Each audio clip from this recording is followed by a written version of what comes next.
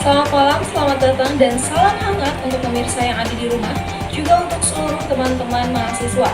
Senang sekali saya, Inaya Wulan, dapat kembali menemani Anda dalam Learning Journal Mingguan, mata kuliah Teknik Reportase dan Investigasi Berita.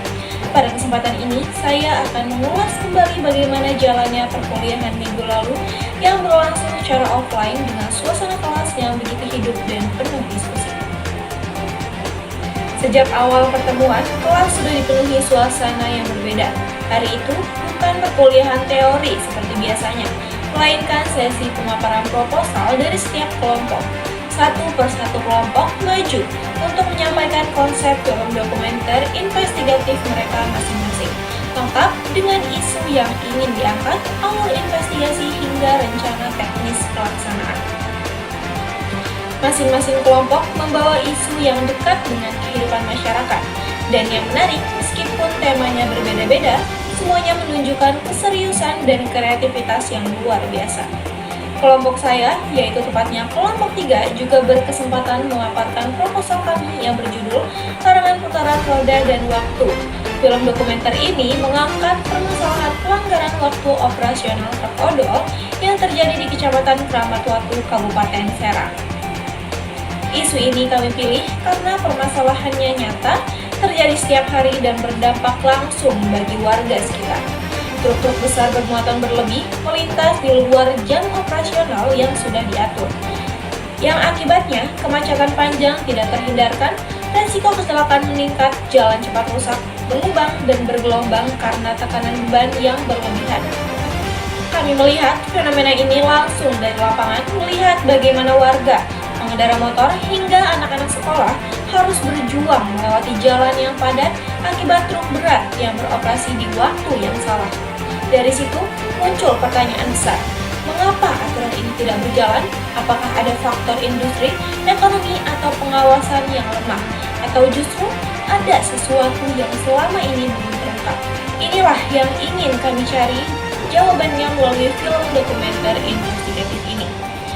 Dalam proposal, kami menjelaskan bahwa film ini akan menggali 3 aspek utama: penyebab pelanggaran, pihak yang berperan dalam pembiaran, dan dampak terhadap publik.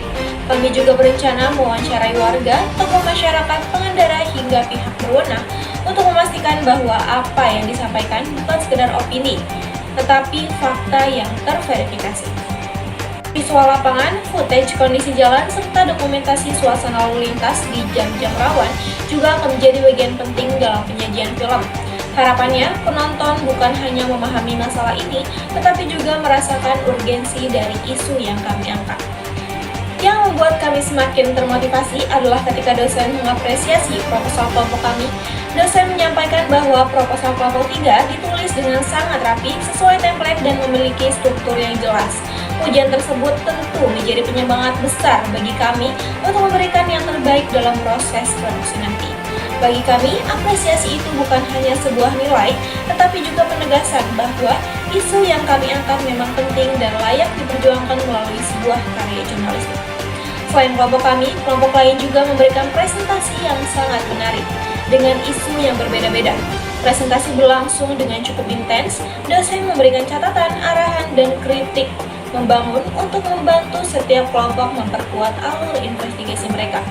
Secara keseluruhan, perkuliahan hari itu terasa seperti ruang produksi film dokumenter profesional di mana setiap kelompok sedang mempersiapkan proyek besar mereka masing-masing. Di akhir pertemuan, dosen memberikan pengumuman penting bahwa mulai minggu ini seluruh mahasiswa diberikan waktu 3 minggu penuh untuk proses produksi film dokumenter investigatif. Ini berarti selama 2 minggu ke depan tidak ada perkuliahan tatap muka, baik teori maupun presentasi.